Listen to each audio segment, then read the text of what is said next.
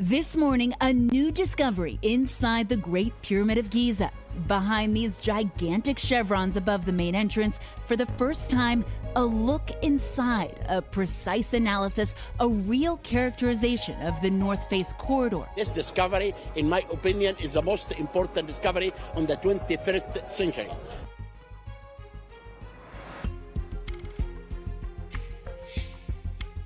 The topic of ancient Egyptians, when mentioned anywhere, captivates the minds of many.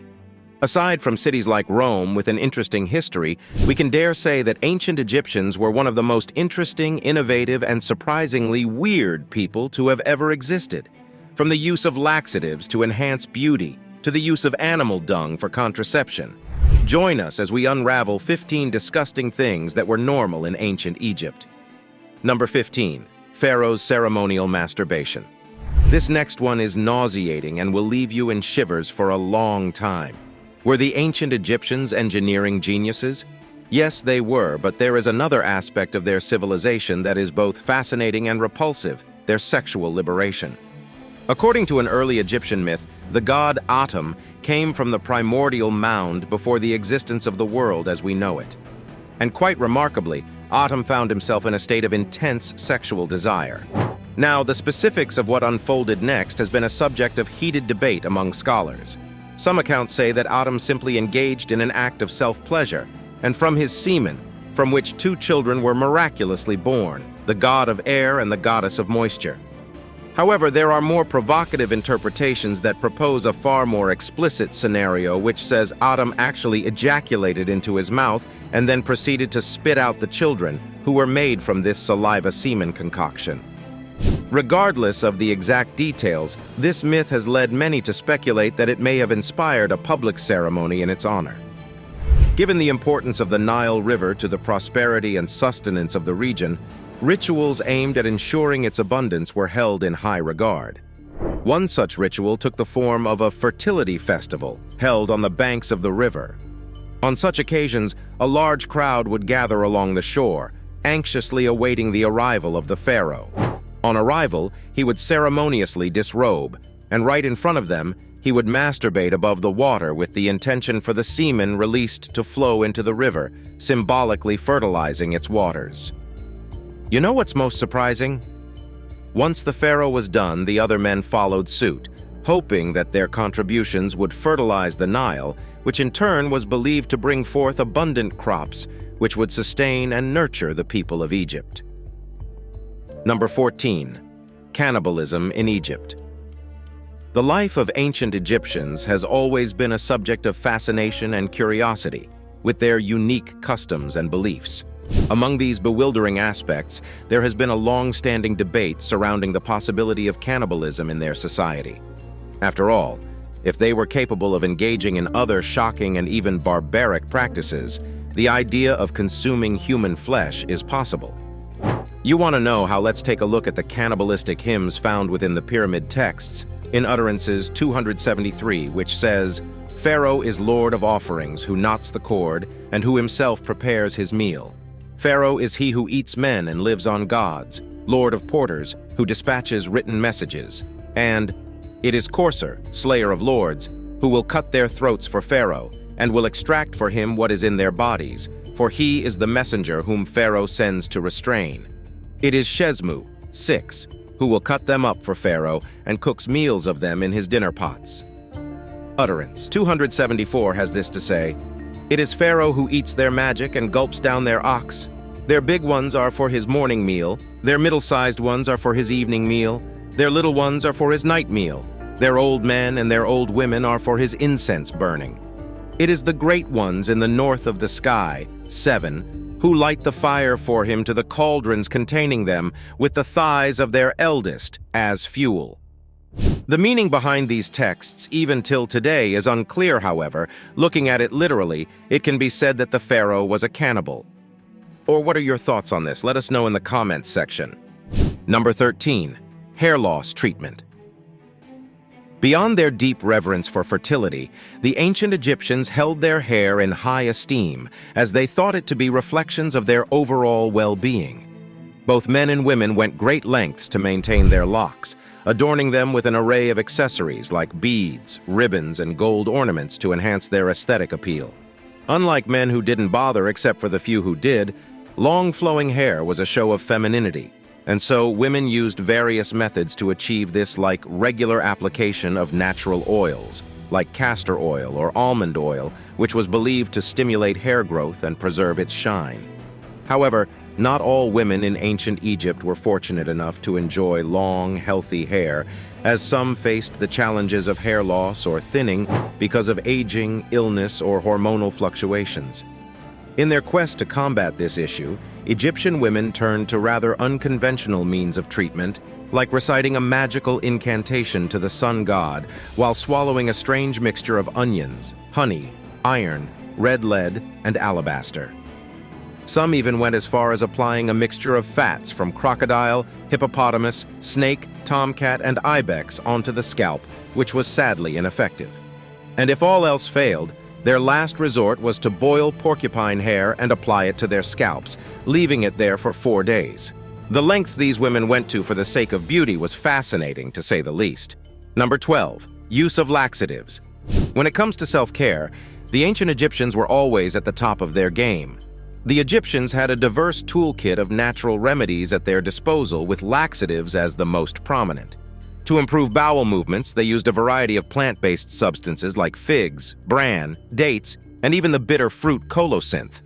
Castor oil was also a favored laxative for its gentle yet effective properties. The interesting thing is that not only was it used to address the discomfort of constipation, but they went as far as using it for spiritual purification purposes, as they believed that maintaining a clean and empty digestive system was vital for achieving this purification. The most hilarious was that they believed inducing diarrhea through laxative use could ward off evil spirits or protect them against diseases related to the digestive system. Do you know that somehow these laxatives found their way into beauty regimens? They believed regular bowel movements would help them achieve a healthy complexion and clear skin. Number 11. Ancient Egyptians' contraception. In a society known for its sexual liberation, it's only natural to expect that measures were taken to prevent unwanted pregnancies. In ancient Egypt, contraception was practiced using a variety of natural substances, either as spermicides or barrier methods. One prominent method involved the use of crocodile dung. Yes, you heard that right. It is believed that women would mix crocodile dung with honey or other ingredients and insert it into their vaginas as a form of contraception. The reason behind this practice stems from the association of crocodiles with fertility. Therefore, the ancient Egyptians believed that the dung of these creatures possessed contraceptive properties. Another method mentioned in ancient Egyptian texts involved the use of acacia gum as a vaginal suppository. Acacia gum was thought to possess spermicidal properties, making it a potential contraceptive option for women. Additionally, there are indications that women may have explored the use of various plant extracts, such as colocynth or dates, for contraception purposes, or even herbs like pennyroyal, silphium, and tansy to induce abortion. We are not sure whether or not this method was effective, but what's frightening is the fact that these substances sure had their risks and dangers, some of which could even lead to death, but did they care? The answer is obvious: no, they didn't. 10. A deterrent from necrophilia. The ancient Egyptians were an intriguing people with peculiar customs, beliefs, ways of life, and rituals. While some aspects may not align with our modern sensibilities, there's one particular practice that is really disturbing. We're all familiar with the process of mummification and the extreme measures taken to preserve the remains of the deceased. However, there is more to this story. Here's the shocking truth. When an exceptionally beautiful woman passed away, it was believed that her body could be vulnerable to abuse by male embalmers. So to prevent this unthinkable violation, a shocking decision was made. The body of the deceased woman would be deliberately left to decay for 3 days so as to make her unattractive and protect her dignity even in death. Shockingly, if you look closely, this was done to discourage necrophilia.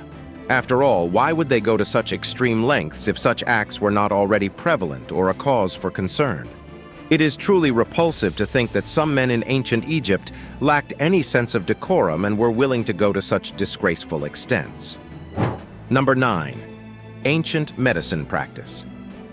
The ancient Egyptians had an intriguing and, dare I say, eccentric approach to medicine that might make us raise an eyebrow or two today. One particularly intriguing aspect was their belief in the potency of magical spells and rituals for healing ailments. They believed many illnesses were caused by evil spirits or supernatural forces, and to combat these malevolent entities, the Egyptians would make incantations calling on gods while incorporating some strange and disgusting ingredients into their treatments, like animal dung, as it was believed to possess healing properties. They also thought that consuming grinded mummies could cure all sorts of ailments, as they believed these preserved bodies held extraordinary magical powers. However, the most shocking practice was trepanation, which involved drilling holes into the skull. Yes, you heard that right. They drilled holes in people's heads without anesthesia. The reasons behind this curious procedure aren't entirely clear, but it's believed that trepanation served both medical and religious purposes. Some speculate that it may have been used to treat head injuries or relieve pressure on the brain. Others suggest that it could have been a form of ritualistic practice. If you found yourself in such a situation, what would you do? Number 8. Catcalling.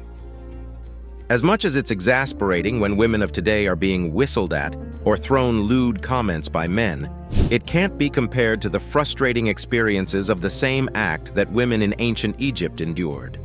According to a certain Greek historian, Herodotus, during religious festivals in Egypt, families would gather in boats and set sail towards the sacred city of Bubastis for a deeply spiritual ceremony.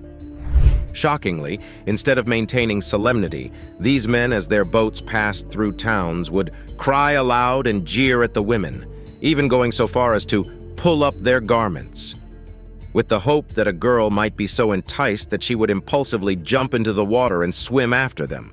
The delusion. What makes this more concerning is the fact that even in modern Egypt, this issue is still prevalent as women are being harassed with catcalling irrespective of their attire and behavior in various public spaces, and even online platforms. This goes to show how highly patriarchal Egyptian society was, leaving us with the question, how did female rulers like the likes of Cleopatra manage to rise to power in such a society? Number 7. The mysterious act of mummification. One thing that keeps fascinating us about the ancient Egyptians was their practice of mummification. Once a person dies, the embalmers will have their internal organs carefully removed to prevent rapid decay. Astonishingly, the brain will be taken out through the nostrils using specialized hooks, while other organs would be gently removed through an incision on the left side of the body and put in canopic jars.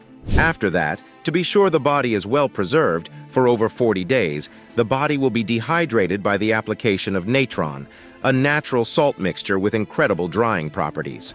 Once dry, the body is wrapped in layers of linen bandages to provide support, protection, and defense against physical damage, insects, and harmful bacteria. After which priests would recite spells and offer prayers for the departed, then amulets and charms will be placed in wrappings to protect and guide them in their spiritual journey. Finally, the mummy will be adorned with jewelry and placed in a coffin adorned with symbols and hieroglyphs representing religious beliefs and fervent prayers for a safe passage into the afterlife. Number 6. Ignorant celebration of hematuria.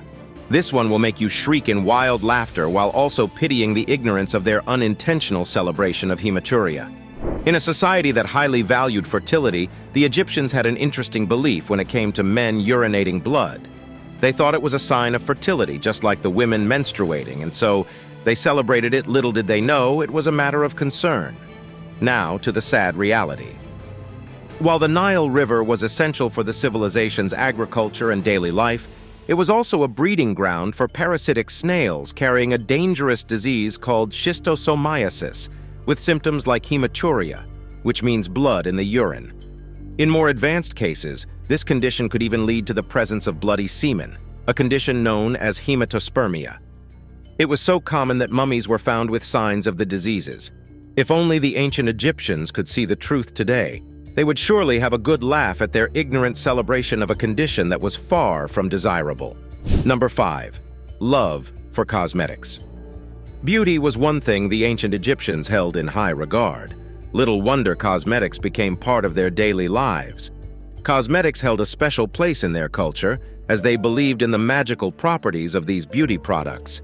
To them, cosmetics were more than just tools for enhancing physical appearance. They were seen as a means of protection against evil spirits. In a surprising twist, these cosmetics were not only used by the living, but also played a role in the rituals and preparations surrounding death.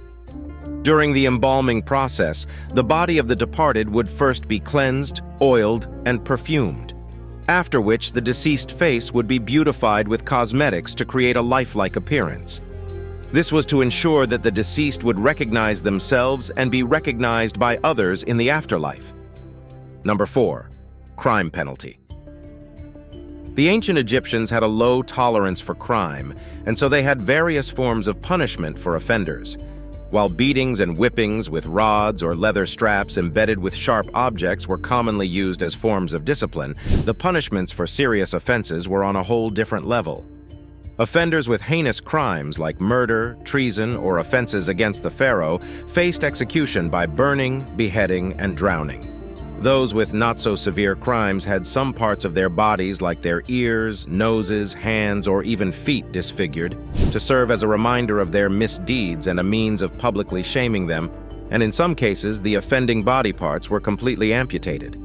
We can't but imagine the pains these offenders faced with such treatments. Those who were seen as threats to society but weren't deemed deserving of death were banished and forced to live in isolation or among other exiled individuals in remote and secluded areas.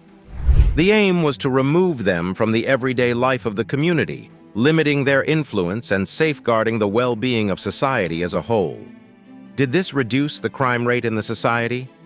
Well, we can bet it did to a great extent. Number 3. Funerary texts. The ancient Egyptians had so much strong belief in the afterlife that they prepared funerary hymns which were made up of spells, prayers, and instructions, carefully crafted to guide and protect the departed on their extraordinary journey beyond mortality. One of the most intriguing aspects of the text is the part that is intended to assist the deceased in overcoming the challenges they might encounter in the afterlife, like navigating treacherous paths to escaping dangerous animals like crocodiles. Another fascinating element is the concept of negative confessions, or declarations of innocence. In these declarations, the departed would assert their purity and enumerate the sins they had not committed.